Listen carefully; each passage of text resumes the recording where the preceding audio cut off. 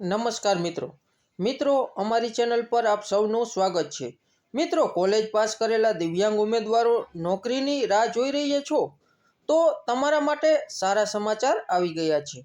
ગુજરાત પંચાયત સેવા પસંદગી મંડળ દ્વારા તાજેતરમાં સમગ્ર ગુજરાતમાં વિવિધ પોસ્ટ માટે ભરતીનું નોટિફિકેશન બહાર પાડ્યું છે।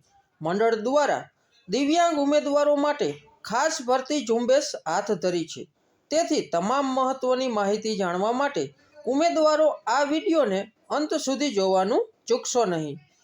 તો સૌપ્રથમ ભરતી કરનાર સંસ્થાની વાત કરીએ તો મિત્રો, આ ભરતી ગુજરાત પંચાયત સેવા પસંદગી મંડળ GPSSB દ્વારા કરવામાં આવશે। ત્યારબાદ પોસ્ટની વિગતો જોઈએ તો આ ભરતી તલાટી કમ મંત્રીના પદ પર કરવામાં આવશે। ત્યારબાદ કુલ ખાલી જગ્યાની વાત કરીએ તો આ ભરતી કુલ 238 પદો માટે કરવામાં આવશે।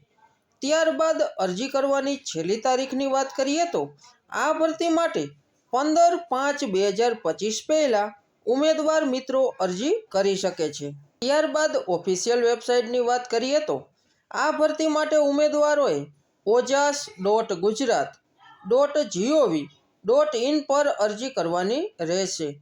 ત્યારબાદ શૈક્ષણિક લાયકાતની વાત કરીએ તો તેમાં સરકાર માન્ય કોઈપણ સંસ્થામાંથી કોઈપણ વિષય સાથે સ્નાતકની ડિગ્રી પાસ કરેલી હોવી જોઈએ।